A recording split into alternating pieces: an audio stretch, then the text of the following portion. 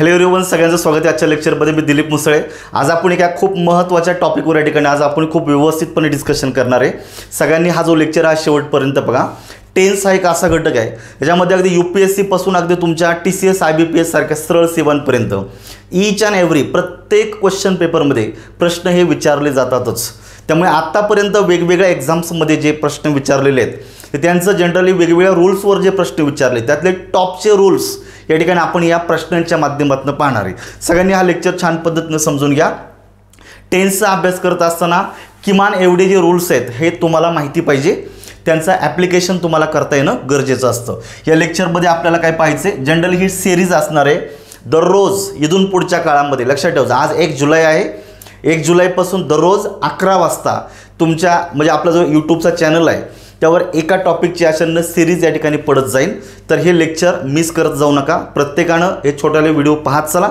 त्यातून तुम्हाला खूप सारी इन्फॉर्मेशन का जी तुम्हाला एक्झामच्या दृष्टीने महत्त्वाची आहे असा जो क्रक्स आहे हा डेटा मी तुम्हाला देतोय. सगळ्यांनी लेक्चर या ठिकाणी पाहण्याचा प्रयत्न करा. चला आपल्या या ठिकाणी पाहतोय या ठिकाणी टेन्स या घटकावरचे प्रश्न आहे. तर जेव्हा तुम्ही टेन्स या टॉपिकचा अभ्यास करता तर तुम्हाला काही गोष्टी लक्षात ठेवायच्यात का तुमच्या वाक्यामधलं जे काही क्रियापद असतं ते 12 वेगवेगळ्या काळांमध्ये वापरलं जातं. ठीक आहे. मग या 12 काळांचा वापर तुम्हाला कॉमन इररच्या अँगलनी विचारला जाऊ शकतो किंवा रूल्स डिटेक्ट करण्याच्या अँगलनी विचारला जाऊ शकतो. तर तुम्हाला ते माहिती पाहिजे. ही तुमची पहिली रिक्वायरमेंट. दुसरं, कंडिशनल सेंटेन्स तुम्हाला या अँगलनी विचारला जाऊ शकतो. चेन द वाईज तुम्हाला ह्या अँगलनी विचारला जाऊ शकतो. त्याचबरोबर काही थेरॉटिकल क्वेश्चन्ससुद्धा या ठिकाणी विचारले जातात. त्यातले खूप महत्त्वाचे प्रश्न या ठिकाणी इंट्रोड्यूस करतो का त्यातून ह्या टॉपिकवरले जे टॉपचे रूल्स आहेत या ठिकाणी मी कव्हर केलेले आहेत. पहिला प्रश्न आहे. या प्रश्नामध्ये काय विचारले बघायचं, चूज द करेक्ट सेंटेन्स. आता या ठिकाणी आपल्याला वेगवेगळे फॉर्मॅट अप्लाय करता येतील. या ठिकाणी आपल्याला करेक्ट इनकरेक्ट सेंटेन्स विचारलं जातं. आपल्याला काही एक्झाममध्ये तुम्हाला अशा स्लॅश दिले जातात. तुम्हाला identify the part of the sentence in which error lie असं विचारलं जातं. स्पॉट द इरर असं विचारलं जातं. तर सगळ्यांचा अर्थ एकच राहतो. तुम्हाला रोल क्लिअर पाहिजे हे लक्षात ठेवा. काय विचारलं बघायचं, we have lived in the village since 1987. तेच वाक्य दिलेलं आहे. We have been living in the village since 1987. आणि तुम्हाला दिलेले बघायचं, we are living in the village since 1987.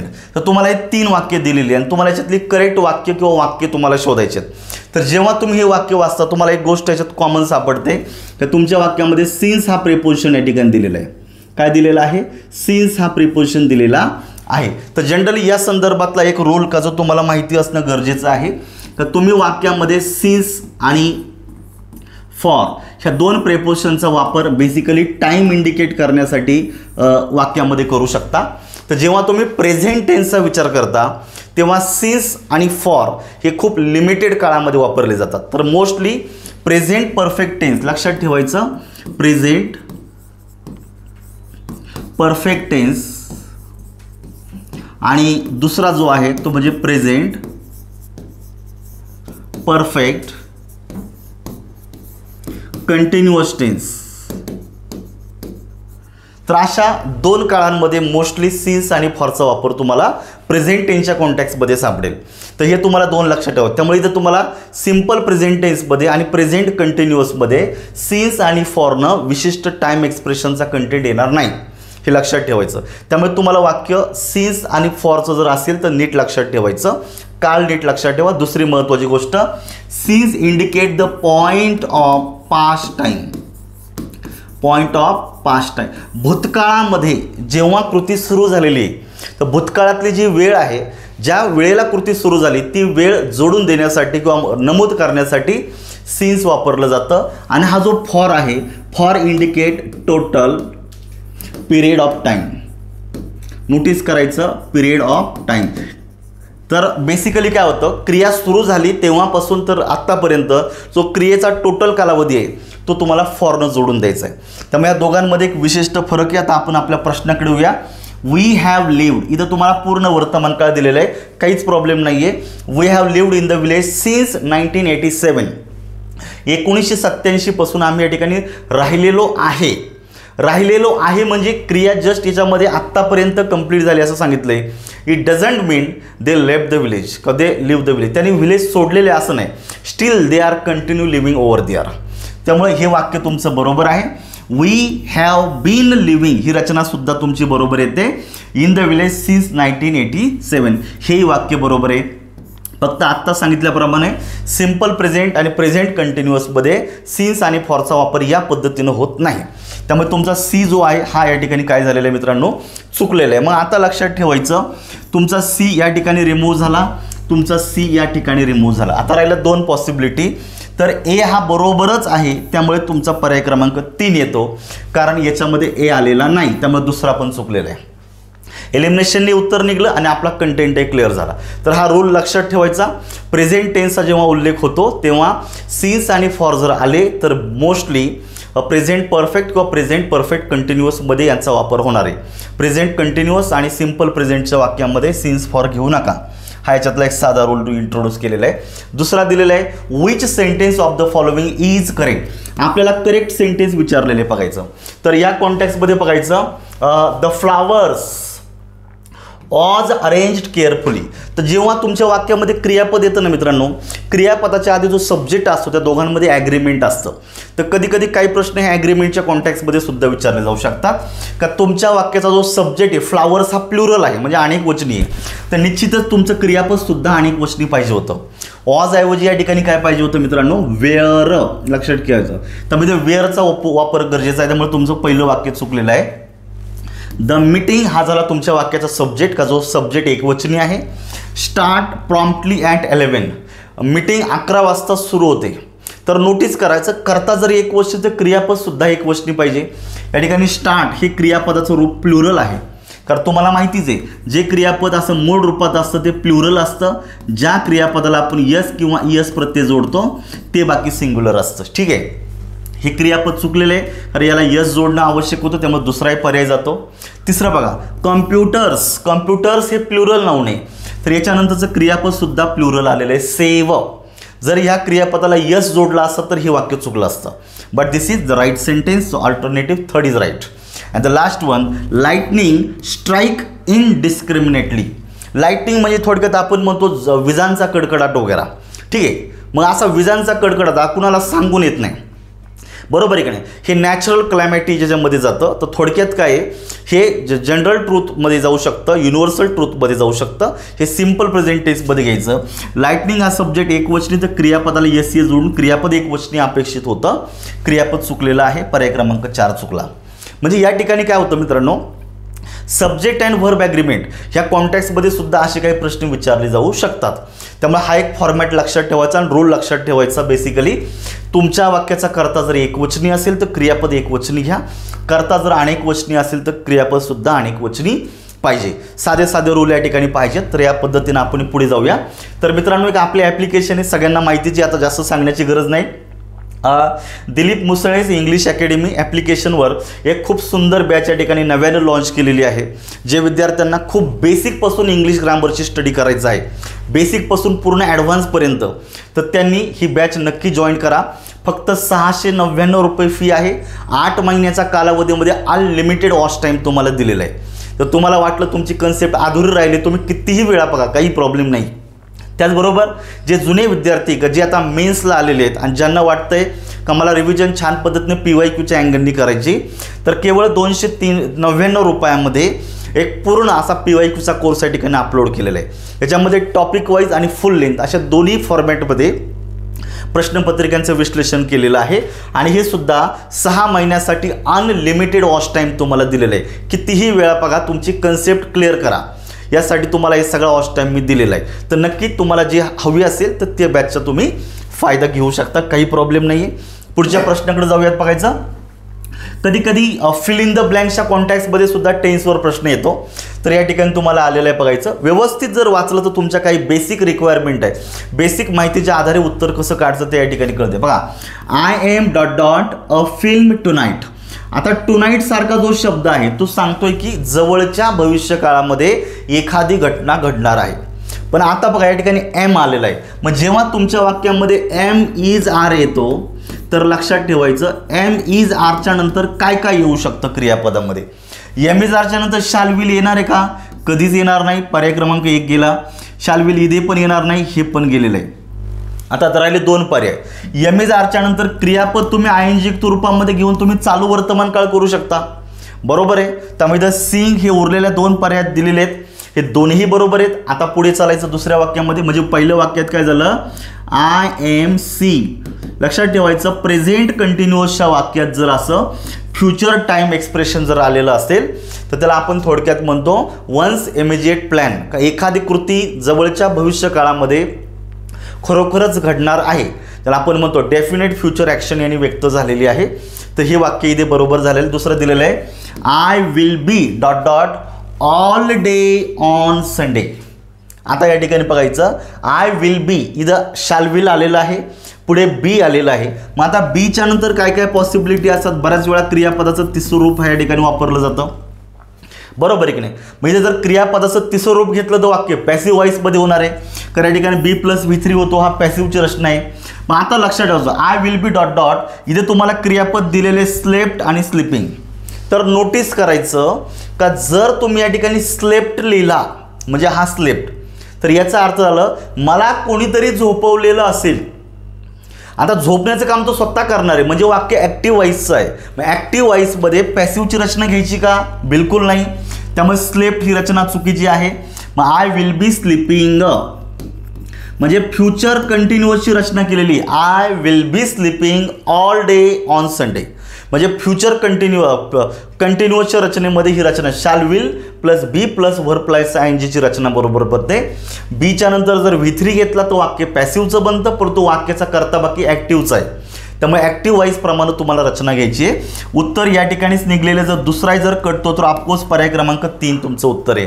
म्हणजे जो तिसरा जो आहे तो बाय डिफॉल्ट मॅच व्हायलाच पाहिजे। बघायचं I am dot dot ask him to return my money. इथं तुम्ही गोइंग टूची रचना घेऊ शकता, कारण इथं बीच्या नंतर गोइंग टू घेतो आपण, बी म्हणजेच एम इज आर। लक्षात ठेवायचं एम इज आरच्या नंतर तुम्ही वाक्यामध्ये गोइंग टूची रचना वापरू शकता, काही हरकत नाही आहे। त्यामुळे इथं तुमचं उत्तर क्रमांक 3 निघतंय। तर या ठिकाणी टेन्सवर याही अँगलनी प्रश्न विचारले जाऊ शकतात। तर या छोट्या छोट्या रिक्वायरमेंट आहे का एम इज आरच्या नंतर तुम्ही क्रियापदे तर तिसऱ्या रूपात घ्या किंवा चालू रूपामध्ये घ्या। एम इज आरच्या नंतर जर V3 घेतलं तर वाक्य पॅसिव्ह होतं, एम इज आरच्या नंतर आयएनजी प्रत्यय जोडलेलं क्रियापद घेतलं चालू वर्तमान काळ होतो। तर ॲक्टिव्ह व्हॉइसच्या दृष्टीने ही रचना बरोबर आहे। बीच्या नंतर V3 पण चालतो पण पॅसिव्ह होतं, चालू काळ घेतला आयएनजी रूप क्रियापद घेतलं तर चालू काळ या ठिकाणी व्यक्त होणार आहे। पुढे एम इज आरच्या नंतर गोइंग टूची रचना ही वापरली जाऊ शकते। अशा रिक्वायरमेंट या ठिकाणी तुम्हाला दिलेले आहे। पुढे चेक करायचे आयडेंटिफाय द करेक्ट सेंटेन्स विचारलेले I am not understanding this letter. तर मित्रांनो एक लक्षात ठेवायचं आपण जेव्हा आपण टेन्सच्या चॅप्टर वाचतो ना तेव्हा एक क्रियापद म्हणजे प्रेझेंट कंटिन्युअस टेन्समध्ये एक टॉपिक दिलेला आहे, त्याच्यामुळे तुम्हाला स्पष्टपणे दिलेलं आहे का जे क्रियापद त्याला आपण स्टेटिव्ह वर्ब असं म्हणतो, का ज्यांना आपण दुसऱ्या शब्दांमध्ये नॉन ॲक्शन वर्ब म्हणतो, का ज्या क्रियापदातून कृतीचा बोध होत नाही, that verb simply indicate state, काय फिलिंग स्टेट अवस्था इंडिकेट करणारी क्रियापदे का ज्यातून कृतीचा वेध होत नाही आहे, अशा क्रियापदांचा वापर आपण मोस्टली कंटिन्युअस टेन्समध्ये करत नाही। तर अंडरस्टँड ही क्रियापद आहे, तर अंडरस्टँडिंग असं म्हणायचं नाही। अंडरस्टँडिंग म्हणजे तो नाऊन वेगळ्या अर्थानं होतो, परंतु जेव्हा तुम्ही क्रियापद म्हणून वापरता अंडरस्टँड हे क्रियापद चालू काळामध्ये कधीच वापरायचं नाही। त्यामुळे पहिलं वाक्य चुकलेलं आहे। आय एम नॉट अंडरस्टँडिंगच्या ऐवजी तुमच्या वाक्यामध्ये पाहिजे होतं आय, इथं लिहितो मी आय डू नॉट अंडरस्टँड। काय पाहिजे होतं, डू नॉट अंडरस्टँड। लक्षात ठेवायचं तुम्हाला वाक्य निगेटिव्ह करायचं नॉट आलेलं आहे तर जनरली सिम्पल प्रेझेंट टेन्समध्ये डू किंवा डज घ्यायचा, नॉट जोडायचा आणि V1 वापरायचं, कारण हे स्टेटिव्ह वर्ब आहे, हे चालू काळामध्ये चालत नाही। त्यामुळे तुम्हाला स्टेटिव्ह वर्बची एक छोटीशी लिस्ट आहे मित्रांनो पुस्तकामध्ये नोट्समध्ये तुम्ही छान पद्धतीनं वाचून घ्या। त्यातलं जर एखादं क्रियापद दिसलं तर समजायचं हे चालू काळामध्ये घ्यायचं नाही। त्यामुळे पहिला पर्याय रिमूव्ह झालेला आहे। She arrived at the theatre at 6 PM but the film had already started. या ठिकाणी बघायचं हॅड प्लस V3 आलेला आहे, म्हणजे पूर्ण भूतकाळ दिलेला आहे आणि या ठिकाणी साधा भूतकाळ दिलेला आहे। तर या संदर्भात एक छोटासा रूल लक्षात ठेवायचा, दोन क्रिया भूतकाळात घडलेल्या आहेत, नीट लक्षात ठेवा। दोन क्रिया भूतकाळामध्ये घडलेला आहे आणि या दोन्ही क्रियांमध्ये काहीसा अंतर आहे, काहीचा वेळेचा ब्रेक आहे. म्हणजे एक क्रिया घडली, तिच्यानंतर काही वेळाने, काही कालांतराने दुसरी क्रिया घडली. लगेच एका पाठोपाठ नाही घडलेल्या, दोघांमध्ये अंतर आहे, दोघांमध्ये वेळ आहे. मग अशा केस काय होतं, जी क्रिया प्रथम घडते ती पूर्ण भूतकाळामध्ये घ्यायची, म्हणजे या ठिकाणी हॅड प्लस V3 आला पाहिजे. आणि जी क्रिया क्रमानं 2 नंबरला घडते ती बाकी साध्या भूतकाळामध्ये घ्यायची. मग आता तुमचं मूळ वाक्य नीट लक्षात ठेवायचं. She arrived at the theatre at 6 PM. ती 6 वाजता थिएटरमध्ये पोहोचली. साधा भूतकाळ दिलेला आहे. But the film had already started. Already सारखा शब्द आला, बिफोर आफ्टर सारखा शब्द आला, बाय द टाइम सारखा शब्द आला, तर समजून घ्यायचं का तुमच्या वाक्यामध्ये पूर्ण भूतकाळ आलेला पाहिजे.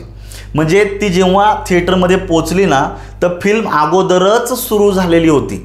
म्हणजे फिल्म अगोदर सुरू होणे पूर्ण भूतकाळ, ती नंतर पोचणे साधा भूतकाळ. मित्रांनो, बी बरोबर आहे. पुढे बघा, if I get any news I will tell you. तर जनरली टेन्समध्ये तुम्हाला कंडिशनल सेंटेन्स सुद्धा छान पद्धतीने विचारलं जातं. इथं इफचा क्लॉज दिला जातो. इफच्या क्लॉजमध्ये जर साधा वर्तमान काळ दिलेला आहे, म्हणजे तुमचं क्रियापद जर मूळ रूपात दिलेलं आहे, तर लक्षात ठेवायचा जो तुमचा जोडून दिलेला जो मेन क्लॉज आहे, या मेन क्लॉजमध्ये साधा भविष्यकाळ वापरायचा आहे. मित्रांनो, तुमचं सी सुद्धा चुकी बरोबर आहे, कारण या वाक्यामधून रिअल कंडिशन व्यक्त झालेली. कोणती? रिअल. त्यामुळे बी आणि सीला सोबत तुम्हाला घ्यायचे आहे. करेक्ट विचारलेले पर्याय क्रमांक 2 मध्ये उत्तर आहे. रूल या ठिकाणी क्लिअर करत चला. स्टेटिव्ह वर्ब तुम्हाला चालू काळात वापरायचे नाहीये. दुसऱ्या वाक्यात दिलेला आहे, 2 क्रिया जर भूतकाळात घडलेल्या असतील एका पाठोपाठ एक, जी प्रथम घडते ती पूर्ण भूतकाळात, नंतर घडते ती साध्या भूतकाळात, काळ चेक करायचे. आणि बऱ्याच वेळा अशी 2 वाक्य जोडण्यासाठी तुम्हाला वाक्यात काही मार्कर सापडतात. त्यातला पहिला मार्कर आहे ऑलरेडी, बिफोर, आफ्टर आणि बाय द टाइम. ह्या शब्दांचा वापर या ठिकाणी याच्यामध्ये केला जातो. इथे रिअल कंडिशन दिलेली कंडिशनल सेंटेन्समध्ये इफच्या क्लॉजमध्ये साधा वर्तमान काळ आहे, तर मेन क्लॉजमध्ये साधा भविष्यकाळ येतो. हे बरोबर आहे. ह्या सगळ्या गोष्टी पाहत चालायच्या. पुढे दिलेले बघायचं आता, identify the incorrect part of the sentence below. तर हे जनरली तुम्हाला TCS, IBPS त्याचबरोबर तुमच्या इतरही एक्झाममध्ये विचारलं जाणार आहे. त्यामुळे हा खूप खूप इम्पॉर्टंट घटक आहे, लक्षात ठेवायचं आहे. ही झाला तुमच्या वाक्यामध्ये सब्जेक्ट, होप्स झालं तुमचं क्रियापदाचं मूळ रूप, हा झाला तुमचा एक क्लॉज. दॅटनं दुसरं वाक्य जोडलेलं आहे, ही हॅजंट मेक्स एनी मिस्टेक. तर जर तुम्ही जर वाक्य जर काळजीपूर्वक जर पाहिलं, बघा, करता एकवचनी, क्रियापद एकवचनी, इथपर्यंत बरोबर आहे. हिच्या नंतर हॅज येतो, हिच्या नंतर हॅव येत नाही, हे बरोबर आहे.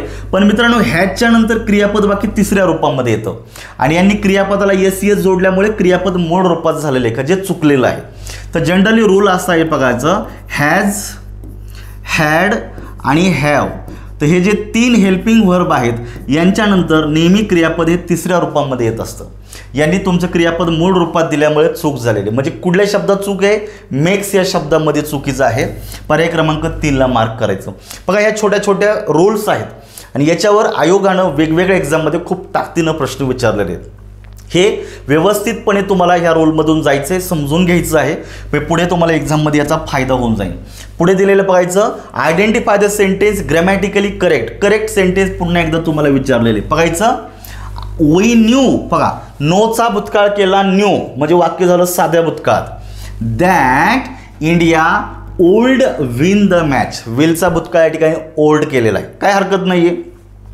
We knew that India would win the match. आता ओल्ड हे ज्याला आपण म्हणतो मॉडल ॲक्झुलरी आहे, त्याच्यानंतर नेहमी क्रियापद वर्तमान काळा म्हणजे V1 मध्ये येतं. ही रचना बरोबर येते. वी न्यू, नोचा भूतकाळ केला न्यू, वाक्य साध्या भूतकाळात गेलं. That India will. तर नोटीस करायचं, जर तुमच्या वाक्यातलं एक क्रियापद साध्या भूतकाळात असेल तर दुसरं तुमचं भविष्य काळात नाही घ्यायचं आपल्याला. या पद्धतीनं म्हणजे विल वगैरे येणार नाही, वर्तमान काळात सुद्धा येत नाही. तर जनरली हे क्रियापद भूतकाळातलं आहे ना, दुसरं सुद्धा भूतकाळातलंच एखादं पाहिजे. त्यामुळे शाल विलचा वापर या ठिकाणी चुकीचा आहे. वी नो, आता हे क्रियापद बाकी वर्तमान काळात दिलेले. जर नो वर्तमान काळात दिलेले तर तुमचं उरलेलं वाक्यातले क्रियापद हे वर्तमान काळात पाहिजे. ओल्ड विन होणार नाही, विल विन होणार आहे. बरोबर आहे. We know that India will win the match, अशी रचना बरोबर आली असते. हे चुकलेलं आहे. पुढे वी न्यू साधा भूतकाळ दिलेला आहे, that India can win the match होणार नाही. कॅन आपण जनरली वर्तमान काळात आणि भविष्य काळात घेतो, तर कॅन ऐवजी या ठिकाणी कोल्ड पाहिजे होतं. त्यामुळे वाक्य भूतकाळात आहे, वर्तमान काळातली क्रियापदं चालत नाही, म्हणून पर्याय क्रमांक 1. बघा इतके छोट्या छोट्या रूल्स आहेत का ज्याच्यावर आयोग खूप वेगवेगळ्या प्रकारे प्रश्न विचारतं. एक्झाम कुठलीही असू द्या, रूल इंग्लिशचे बदलत नाहीत, त्यामुळे हे कन्फर्म लक्षात ठेवायचं. पुढचा प्रश्न, choose the correct option to fill in the blanks. काय दिलेलं पाहायचं, the matter is dot dot at next meeting of the committee. तर जो मॅटर आहे तो कमिटीच्या पुढच्या मीटिंगमध्ये डिस्कस केला जाणार आहे. आता जर तुम्ही वाक्य जर नीट पाहिले ना, तर बऱ्याच वेळा एखाद्याला काय वाटतंय, हॅव्हिंग प्लस V3 पण येऊ शकतो, बीइंग प्लस V3 पण येऊ शकेल, 2 प्लस V1 पण येऊ शकतं, ह्या पद्धतीनं, बरोबर आहे की नाही. परंतु छोट्या छोट्या रिक्वायरमेंट बघा, विद्यार्थी का चुकतात त्याचं एक उदाहरण म्हणजे हे प्रश्न आहे. समजून घ्यायचं, द मॅटर हा तुमच्या वाक्यात सब्जेक्ट आहे, पण डिस्कस जे होणार आहे तो मॅटर होणार आहे आणि डिस्कस करणारे दुसरे कोणीतरी आहेत. म्हणजे तुमचं वाक्य पॅसिव्ह फॉर्ममध्ये आहे. तुमचं वाक्य कसं आहे, पॅसिव्ह आहे, कारण पॅसिव्ह व्हॉइसमध्ये आपल्याला माहिती आहे तुमच्या वाक्याचा सब्जेक्ट हा इनॲक्टिव्ह असतो, का तो कृती करत नाही. त्यामुळे डिस्कस करण्याचं काम कमिटीतले मेंबर करण्यात हे बायनं जोडणं अपेक्षित होतं, त्याने दिलेलं नाही आहे, परंतु वाक्य पॅसिव्हचं आहे. मग पॅसिव्ह व्हॉइसमध्ये आपले क्रियापद कसं घेतो मित्रांनो, B प्लस V3 घेत असतो. मग या ठिकाणी तुम्हाला चेक करायचं नक्की कशा पद्धतीनं घ्यायचं आहे. The matter is having discuss होणार नाही आहे, बघायचं इज टू डिस्कस होणार नाही, कारण जर वाक्याचा करता ॲक्टिव्ह व्हॉइसचा असताना तर इज टू डिस्कस बरोबर आलं असतं, हे होत नाही आहे. एम इज आरच्या नंतर BEEN सुद्धा येत नाही. मग आता नोटीस करा, तुमच्या वाक्यामध्ये बीइंग प्लस V3 ची रचना पॉसिबल आहे, कारण प्रेझेंट कंटिन्युअस टेन्सचा जर तुम्हाला पॅसिव्ह व्हॉइस करायचा असेल प्रेझेंट कंटिन्युअसचा, तर जनरली आपण ही पॅसिव्ह व्हॉइसची रचना कशी करतो मित्रांनो, एम इज आणि आर याच्यापैकी एक तुम्हाला घ्यायचे, ज्या ठिकाणी इज दिलेला आहे ऑलरेडी, तर याच्यातला एक इज या ठिकाणी आलेला आहे. पुढे तुम्हाला घ्यावं लागतं BEING, बीइंग म्हणतो वाक्य चालू काळातलं आहे, आणि पुढे V3 घेतला तो वाक्य झालं चालू वर्तमान काळाचा पॅसिव्ह व्हॉइस. त्यामुळे the matter is being discuss at the next meeting of the committee. तिथं पर्याय क्रमांक 2 उत्तर येते. म्हणजे ह्या रिक्वायरमेंट आहे, तुमच्या वाक्याचा करता ॲक्टिव्ह आहे का, पॅसिव्ह आहे का, त्या पद्धतीनं क्रियापदाचं रूप बरोबर दिलेलं आहे का हे चेक करावं लागतं. त्यामुळे घाई करायची नाही. छोट्या छोट्या मुद्दे आहेत इंग्लिश ग्रामरमध्ये, त्यांना समजून घ्यायचं, आणि म्हणून हा लेक्चर मी खास तुमच्यासाठी बनवलेला आहे. पुढचा प्रश्न दिलेला आहे, आयडेंटिफाय द करेक्ट सेंटेन्स. बघा किती छान पद्धतीने विचारलेलं आहे. तर जर तुम्ही वाक्य जर वाचली तर तुम्हाला एक जाणवेल की सगळ्यांमध्ये एकच वाक्य दिलेलं आहे, फक्त याच्यामध्ये काही बदल केलेला आहे. बघा पहिलं वाक्य वाचा, जॉन स्वल्पविराम दिलेला आहे, हा रोल खूप इम्पॉर्टंट करतो या ठिकाणी. Right 1000 lines poems. नोटीस करा, जेव्हा तुम्ही कर्त्याच्या नंतर म्हणजे नामाच्या नंतर लगेच स्वल्पविराम देता तर त्याला तुम्ही सब्जेक्ट म्हणू शकत नाही, कारण स्टेटमेंटमध्ये सब्जेक्टच्या नंतर व्हर्ब येतं, परंतु दोघांच्या मध्ये स्वल्पविराम येत नाही. ज्या अर्थी इथे स्वल्पविराम दिलेला आहे याचा अर्थ जॉन हा काय वाक्याचा सब्जेक्ट नाही. नोटीस करायचं, जनरली याला बोललं जातं, आपण म्हणतो नॉमिनेटिव्ह ऑफ एन ॲड्रेस, नाम संबोधन कुणाला तरी उद्देशून बोललं जातं. त्यामुळे हा नॉमिनेटिव्ह ऑफ ॲड्रेस, नॉमिनेटिव्ह केसचा शब्द वेगळाच झाला. तुमचं खरं वाक्य एवढंच आहे, राईट 1000 लाईन्स पोएम. तर जनरली हे इम्पेरेटिव्ह सेंटेन्स होतं. इम्पेरेटिव्ह सेंटेन्सची सुरुवात नेहमी क्रियापदाच्या मूळ रूपानं होते, तर हे वाक्य तुमचं बरोबर आहे.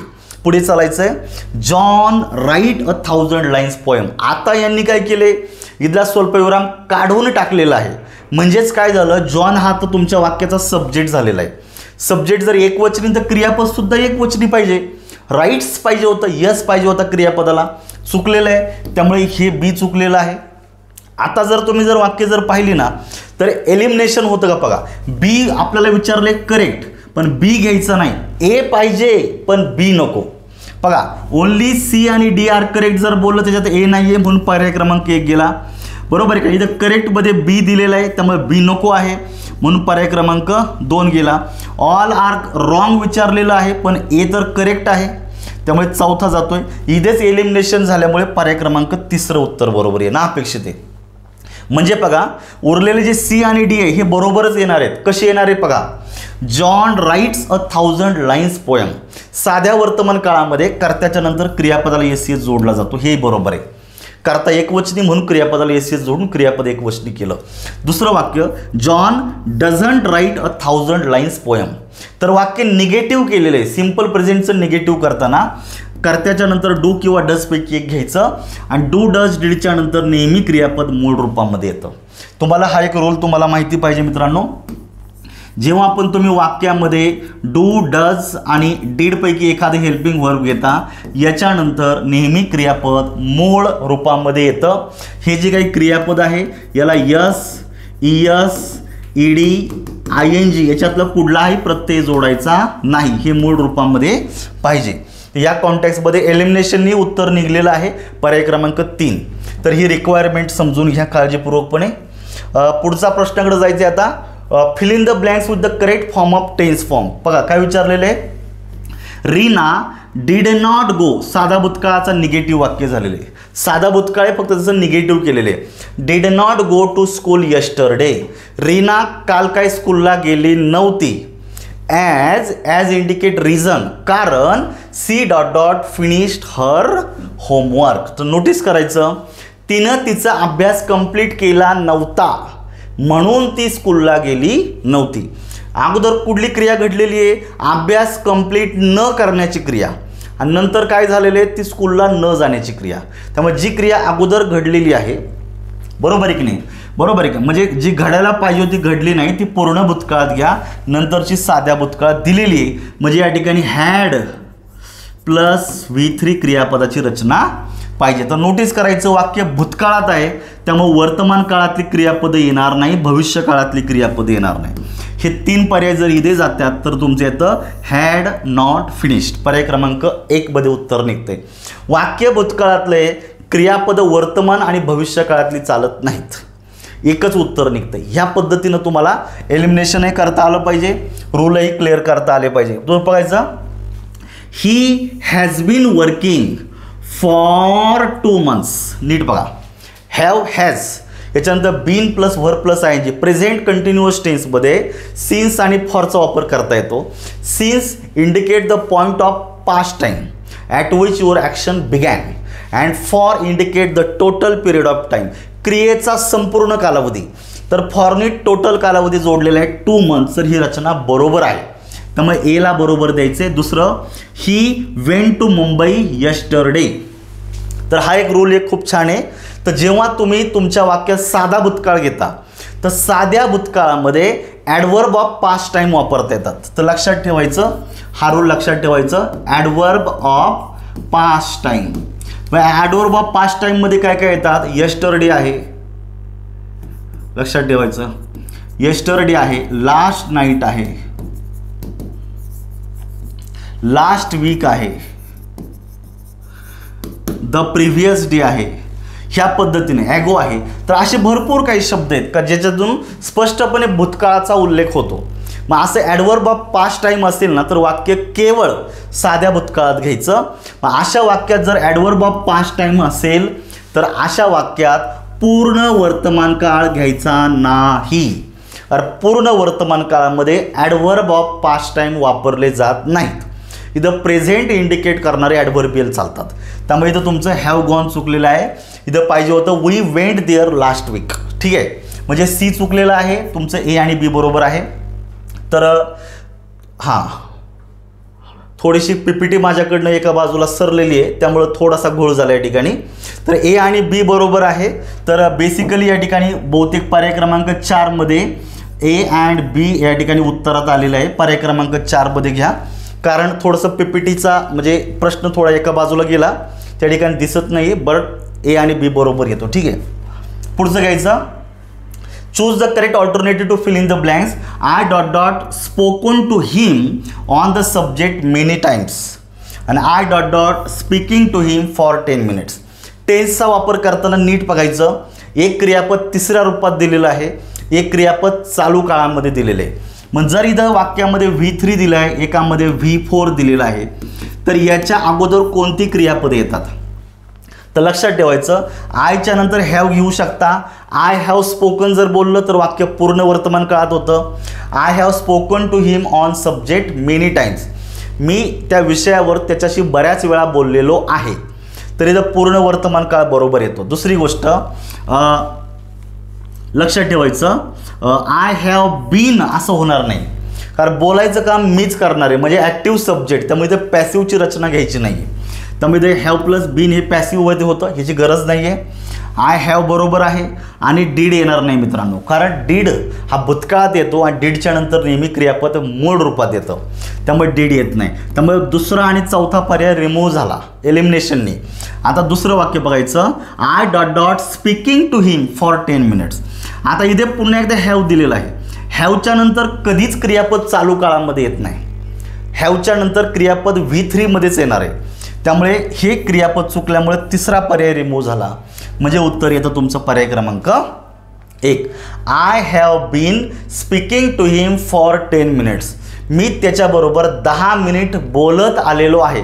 प्रेझेंट परफेक्ट कंटिन्युअस टेन्सची रचना बरोबर येते. त्यामुळे मित्रांनो पर्याय क्रमांक 1ला मार्क करायचं. पुढे दिलेलं आहे, the boy fled in a great haste. फ्लायचा भूतकाळ फ्लेड म्हणजे वाक्यातील क्रियापद साध्या भूतकाळात दिलेले. मुलं जे आहेत हे खूप घाईनं पळत सुटली. का पळत सुटली? फॉरला आपण इलॅटिव्ह कंजंक्शन म्हणतो बरं का, इलॅटिव्ह कंजंक्शन. तर जनरली यांनी रिझन किंवा ज्याला आपण म्हणतो ना का इन्फरन्स सांगण्याचं काम केलं जातं, बरोबर आहे की नाही. दे डॉट डॉट अ स्नेक. बघा, मुलांनी अगोदर साप पाहिला आणि नंतर ते घाईनं पळत सुटली. मग जी क्रिया आधी घडली ती पूर्ण भूतकाळात घ्यायची, जी क्रिया नंतर घडली ती साध्या भूतकाळात. साधा भूतकाळ दिलेला आहे, त्यामुळे पाहिजे होतं वाक्यामध्ये had seen. For they had seen a snake. पर्याय क्रमांक 4. हा रोल परत एकदा रिपीट झालेला आहे छान पद्धतीनं बघा, आणि खूप प्रश्न आलेला आहे. चूज द इनकरेक्ट सेंटेन्सेस विचारलेले. आता इनकरेक्ट सेंटेन्सेस म्हणजेच काय, तर बेसिकली त्याच्यामध्ये काहीतरी ग्रॅमॅटिकल फंक्शन चुकीचं झालेलं आहे असं वाक्य शोधायचं. बघा, when did you come back from Delhi. दुसरं वाक्य बघायचं, I have passed the BA degree examination in 1968. तर जेव्हा एखादी भूतकाळातली डेट दिली जाते तेव्हा वाक्यात पूर्ण वर्तमान काळाऐवजी साधा वर्तमान काळ वापरायचा. म्हणजे बी काय झालेला आहे मित्रांनो, चुकलेला आहे. म्हणजे असा पर्याय शोधा ज्याच्यामध्ये बी आलेला आहे. पहा, इथे बी आहे, इथे बी आहे आणि इथे बी आहे, त्यामुळे तुमचा ए असलेला पर्याय रिमूव्ह झालेला आहे. I pass the BA examination in 1968. तर भूतकाळातली जी डेट असते ही साध्या भूतकाळात मांडली जाते, त्यामुळं सी बरोबर आहे. पण सीला उत्तरात घ्यायचं नाही आहे, कारण इनकरेक्ट विचारल्यामुळं सीचा पर्याय रिमूव्ह झाला. पर्याय क्रमांक 4 झाला. त्यामुळे आता चेक करा आपल्याला, when did you come back from Delhi. तर व्हेननी म्हणजे इंट्रोगेटिव्ह सेंटेन्स दिलेले, काही प्रॉब्लेम नाही आहे. डीडच्या नंतर नेहमी क्रियापद मूळ रूपात येतं, ते बरोबर आहे. मग जर एला जर घ्यायचं नसेल तर हाही ए जातो आहे, म्हणजे फक्त पर्याय क्रमांक 3ला मार्क करायचं. ह्या पद्धतीने लक्षात ठेवा. पुढे दिलेलं आहे, use the correct form of verb given in the bracket. तुम्हाला जे क्रियापद आहे ते योग्य काळामध्ये वापरायचे. चेक करा, tell him to bring his bicycle inside. Tell ही क्रियापदाचं मूळ रूप आहे. क्रियापदाच्या मूळ रूपानं सुरू झालेलं वाक्य मित्रांनो आज्ञार्थक असतं. मग आज्ञार्थक वाक्याच्या कॉन्टॅक्टमध्ये लक्षात ठेवायचं, आज्ञा ही भूतकाळामध्ये दिली जात नाही. आज्ञा म्हणजे ज्याला कमांड म्हणतो, ऑर्डर म्हणतो, ही जनरली वर्तमान काळात दिली जाते, भविष्य काळाच्या कॉन्टॅक्टप्रमाणे दिली जाते. सो हे वाक्य दिलेलं आहे, tell him to bring his bicycle inside. कुणीतरी बायसिकल बाहेर ठेवलेली घराच्या बाहेर, त्याला सांगितलेलं आहे का तुझी बायसिकल घरामध्ये आण किंवा आतमध्ये आण. मग काय होणार आहे, if he leave it outside someone steal it.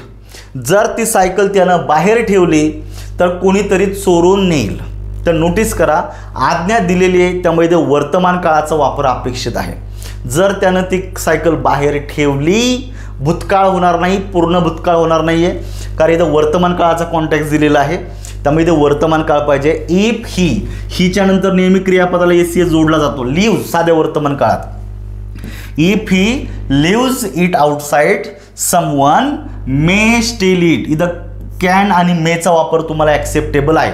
म्हणजे इफचा क्लॉज आहे, इफच्या क्लॉजमध्ये रिअल कंडिशन झाली, पुढे मेन क्लॉजमध्ये साधा भविष्यकाळ घ्या, किंवा मग शाल आणि विल ऐवजी मे आणि कॅनपैकी एक सुद्धा चालतो. तर या ठिकाणी साध्या म्हणजे रिअल कंडिशनमध्ये शाल विल येणार नाही आहे, भूतकाळ घ्यायचे नाहीत, त्यामुळे केवळ पर्याय क्रमांक 1 उत्तर येते. त्यामुळे या रिक्वायरमेंट पाहत चला मित्रांनो. बघा, Columbus had discovered America many years ago. तर तुमच्या वाक्यामध्ये एकच क्रिया दिलेली आहे. जेव्हा तुमच्या वाक्यामध्ये एकाच क्रियेचा उल्लेख होतो तेव्हा त्या वाक्यामध्ये पूर्ण भूतकाळ वापरायचा नाही. कारण रूल असा आहे, पूर्ण भूतकाळ वाक्यात केव्हा येतो, जेव्हा त्याला जोडून एखादी फ्रेज येते किंवा एखादा क्लॉज येतो ज्याच्यावरून भूतकाळाचा उल्लेख होतो. त्यामुळे साध्या भूतकाळाच्या सोबत पूर्ण भूतकाळ घ्यायचा आहे. त्यामुळे पहिलं वाक्य चुकलेलं आहे. केवळ एकाच क्रियेसाठी पूर्ण भूतकाळ घ्यायचा नाही. तर एकच क्रिया असेल तर तुम्ही साधा भूतकाळ घेऊ शकता. Columbus discovered America many years ago. Correct सेंटेन्समध्ये बी बरोबर आहे. पर्याय क्रमांक 2ला मार्क करायचा. पुढचा बघा, रवींद्रनाथ टागोर. मी खूप व्यवस्थित सिलेक्ट केलेले प्रश्न. Rabindranath Tagore ... the Nobel prize for literature. आता घडून गेलेली क्रिया आहे, सगळ्यांनाच माहिती आहे. मग एखादा पटकन काय करतो, साधा भूतकाळ मांडून देतो. V2 पटकन काय करतो, साधा भूतकाळ मांडून देतो, परंतु तसा पर्याय सुरुवातीलाच दिला जातो. परंतु एक गोष्ट लक्षात ठेवायचं, घेणारे रवींद्रनाथ टागोर आहे, देणारा दुसरा कोणीतरी आहे. म्हणजे मित्रांनो, रवींद्रनाथ टागोरांनी नोबेल प्राइज दिलेला नाही, त्यांना मिळालेला आहे. म्हणजे मित्रांनो, हा जो काही कर्ता आहे हा पॅसिव्ह आहे. मग पॅसिव्ह व्हॉइसमध्ये क्रियापद B+V3 या रूपामध्ये येतं. त्यामुळे इथं इज अवॉर्डेड होणार नाही, कारण आपल्याला भूतकाळ घ्यायचं आहे. उत्तर येतं ऑज अवॉर्डेड. साधा भूतकाळ घेऊन चालत नाहीये. जर इथं अवॉर्डेड घेतलं तर याचा अर्थ असा होतो की रवींद्रनाथ टागोरांनी नोबेल प्राइज अवॉर्ड केलेला आहे, पण त्यांना मिळालेलं आहे, देण्याचं काम दुसरं कोणीतरी केलेलं आहे. So it is passive sentence. So B+V3 ची अपेक्षा आहे. पुढचं, I will see you when I ... to Bombay. तर जेव्हा एखादं क्लॉजचं वाक्य दिलं जातं, मोस्टली ॲडव्हर्ब क्लॉजचं वाक्य येतं, तर याच्यामध्ये 2 क्लॉज असतात. एक आहे तुमचा मेन क्लॉज आणि दुसरा असतो तुमचा सबऑर्डिनेट क्लॉज. तर नोटीस करायचं, मेन क्लॉजमध्ये जर सिंपल फ्युचर टेन्स दिलेला असेल, मेन क्लॉजमध्ये जर सिंपल फ्युचर टेन्स दिलेला असेल आणि त्यानं जोडून देणारा जर एखादा क्लॉज का ज्यातून टायमिंगचा बोध होतो, टाइम इंडिकेट करणारा जो काही सबऑर्डिनेट क्लॉज असेल, तर त्यामध्ये आपल्याला सिंपल प्रेझेंट टेन्स वापरायचा आहे. कोणतं वापरायचं आहे, सिंपल प्रेझेंट टेन्स वापरायचं आहे. आय रिपीट, जर मेन क्लॉजमध्ये सिंपल फ्युचर टेन्स असेल तर जोडून देणाऱ्या सबऑर्डिनेट क्लॉजमध्ये जर टाइम इंडिकेट करणारा जो तो क्लॉज असेल तर त्या ठिकाणी सिंपल प्रेझेंट टेन्स वापरायचा. मग या ठिकाणी कम पाहिजे, शाल विल वापरायचं नाहीये, यमिजार वापरायचं नाहीये. या पद्धतीनं उत्तर येतं 1. पुढचा प्रश्न, while you talk to me on the phone somebody knocked at the door. जेव्हा तू माझ्याबरोबर फोनवर बोलत होतास तेव्हा कोणीतरी डोर नॉक केला, म्हणजे वाजवला. तर एक क्रिया लक्षात ठेवायची. तर भूतकाळामध्ये एक क्रिया घडत होती, ज्याला आपण ही थोडक्यात दुसऱ्या शब्दांमध्ये म्हणतो लॉंग ॲक्शन. काय म्हणतो त्याला आपण, लॉंग ॲक्शन. तर ही जनरली पास्ट कंटिन्युअस टेन्समध्ये घ्यायची. कोणत्या काळामध्ये घ्यायची, पास्ट कंटिन्युअस टेन्समध्ये घ्यायची. आणि जी शॉर्ट ॲक्शन आहे का, जी पटकनी घडून गेलेली आहे, शॉर्ट, तर ही मोस्टली आपल्याला साध्या भूतकाळामध्ये घ्यायची. कोणत्या भूतकाळामध्ये घ्यायची, साध्या भूतकाळ. एक क्रिया भूतकाळामध्ये घडत होती, त्या दरम्यान दुसरी छोटीशी क्रिया घडली, त्यामुळे पास्ट कंटिन्युअस बरोबर सिंपल पास्ट जोडायचा. म्हणजे लॉंग ॲक्शन आहे ती शोधा. एखाद्याबरोबर फोनवर बोलणं, at least it takes some time, ही लॉंग ॲक्शन आहे. ॲटलिस्ट आपण काही वेळ फोनवर बोलतो. आणि डोरला नॉक करणं ही टेम्पररी ॲक्शन आहे. टकटक वाजवलं, ॲक्शन संपली. पण फोन बोलत असताना आपण ॲटलिस्ट काही मिनिटांपर्यंत तरी बोलतो. सो या ठिकाणी व्हाईलने जोडलेल्या क्लॉजमध्ये चालू भूतकाळ पाहिजे. While you were talking to me on the phone somebody knocked, KNOCKED, knocked साधा भूतकाळ घ्यायचा, ॲट द डोर. मग ह्या पद्धतीनं रचना तुमची पर्याय क्रमांक 1 मध्ये दिलेली आहे. त्यामुळे नोटीस करायचं, पास्ट कंटिन्युअस सोबत जर कोऑर्डिनेट जर दुसरा कोणता काळ कळत असेल त्यात मोस्टली सिंपल पास्ट टेन्स असतो. ठीक आहे, तर या पद्धतीनं लॉंग आणि शॉर्ट ॲक्शन लक्षात ठेवा. पुढचा प्रश्न दिलेला आहे, चूज द करेक्ट सेंटेन्सेस विचारलेला आहे. हा रूल आपण मगाशीच पाहिलेलं आहे. पाहायचं, I have got Indira's letter yesterday. Have got हे तुमच्या वाक्यामध्ये बेसिकली काय झालेलं आहे, पूर्ण वर्तमान काळाची रचना या ठिकाणी झालेली आहे. लक्षात ठेवायचं. Just a minute. पूर्ण वर्तमान काळाची रचना झालेली आहे आणि पूर्ण वर्तमान काळामध्ये ॲडवर्ब इंडिकेट करणारे म्हणजे पास्ट टेन्स इंडिकेट करणारे ॲडवर्बियल वापरत नाही. येस्टरडे सारखे ॲडवर्बियल आलं, वाक्य साध्या भूतकाळात पाहिजे होतं. आय गॉट इंदिराज लेटर म्हणजे पहिलं वाक्य चुकलेलं आहे. दुसरं बघायचं आता काय दिलेलं आहे, I saw him at the Bhusawal station last month. Last month सारखे ॲडव्हर्बियल जे भूतकाळातलं आहे हे साध्या भूतकाळात येतं. सी सॉ सीन साधा भूतकाळ बरोबर आहे म्हणजे बीला बरोबर घ्यायचं आहे. तिसरं वाक्य, you have met Fatima at the station. आता जर वाक्य जर नीट पाहिलं तर तुमच्या लक्षात येते वाक्याच्या शेवटी इंट्रोगेटिव्ह मार्क दिलेला आहे म्हणजे वाक्य प्रश्नार्थक आहे. मग प्रश्नार्थक वाक्याची सुरुवात आयदर हेल्पिंग वर्बनं होणार आहे किंवा तुमच्या वाक्यामध्ये WH टाईप वर्डनं होणार आहे. म्हणजे या ठिकाणी सब्जेक्टनं जर वाक्याची सुरुवात होत असेल तर शेवटी इंट्रोगेटिव्ह मार्क येत नाही म्हणजे सी चुकलेलं आहे. वाक्याची रचना चुकलेली आहे त्यामुळे फक्त बीला बरोबर द्यायचे कारण आपल्याला करेक्ट विचारलेलं आहे. पर्याय क्रमांक 2. And the last one question that is choose the correct sentence विचारलेलं आहे. तर जनरली तुमच्या वाक्याचा कर्ता त्याच्या अनुषंगानं तुमच्या वाक्यातलं क्रियापदाचं रूप वापरावं लागतं. काय दिलेलं आहे, द कॉस्ट इथं यस जोडून क्रियापद अनेक वचनी केलेलं आहे. Of all the necessaries has gone up. कर्ता जर अनेक वचनी असेल तर क्रियापद एक वचनी चालत नाही, हॅव पाहिजे होतं, हे चुकलेलं आहे. The cost of all necessary जेव्हा तुमच्या वाक्यात एखादी फ्रेज सब्जेक्ट म्हणून येते तेव्हा हेड वर्ड प्रमाणे क्रियापदाचं रूप बदलतं आणि हेड वर्ड हा मोस्टली आर्टिकलनी जोडला जातो. कॉस्ट एक वचनी आहे तर या ठिकाणी क्रियापद सुद्धा एक वचनी बरोबर आहे, हॅज गॉन अप. तर उत्तर तुमचं बी येते म्हणजे 2 येते. पुढे बघा, the cost of all necessary इथं करता एक वचनी आहे, क्रियापद अनेक वचनी चालणार नाही, हॅज पाहिजे होतं, हे चुकलेलं आहे. दुसरं, the cost of all necessaries cost अनेक वचनी आहे, हॅवच्या नंतर बाकी क्रियापद तिसऱ्या रूपात येतं, यांनी दुसऱ्या रूपात दिलेले. हॅव गॉन पाहिजे होतं, हॅव वेंट चालत नाही. तर मित्रांनो या कॉन्टेक्स्टमध्ये चौथा पर्याय सुद्धा चुकतो. उत्तर येते पर्याय क्रमांक 2. तर या प्रकारे मित्रांनो टेन्स या घटकावर आपण थोडे मोठे जवळपास 15 पर्यंत रूल्स या ठिकाणी पाहिलेले.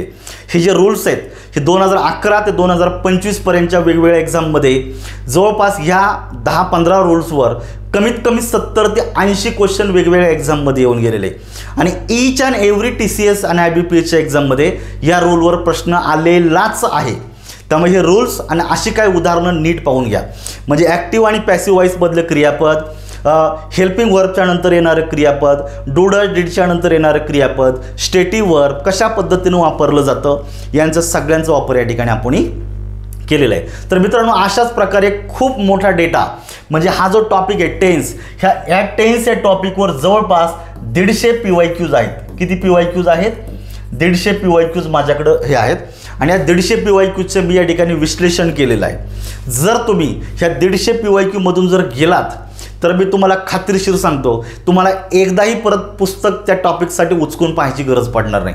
इतकी ॲक्युरसी तुमची त्या कंटेंटमधून येणार आहे आणि त्यामुळे मित्रांनो PYQच्या अँगलनी काय होणार आहे, तुमचा खूप सारा ज्याला आपण म्हणतो की स्टडी रिव्हिजन तुमची होणार आहे. जर तुम्ही सध्या पुढे इंग्लिशची बॅच लावलेली असेल तर इंग्लिशच्या प्रत्येक टॉपिकला नंतर आपण पॅरलली सुद्धा हे PYQ तुम्ही ऐकू शकता, जेणेकरून मी तुम्हाला विश्लेषण ऑलरेडी करून दिलेले, रूल स्पष्ट करून सांगितलेले, कुठलीही अडचण येणार नाही, अंडरस्टँडिंग होईल, रिव्हर्स इंजिनिअरिंग होईल, छान पद्धतीनं तुमची रिव्हिजन होऊन जाईल, जेणेकरून इतका कॉन्फिडन्स तुमचा वाढेल की एक्झाममध्ये त्याची स्पष्टपणे चिन्ह दिसून जातील. तर या संदर्भात काय 2 बॅचेस असतील मित्रांनो आपल्या.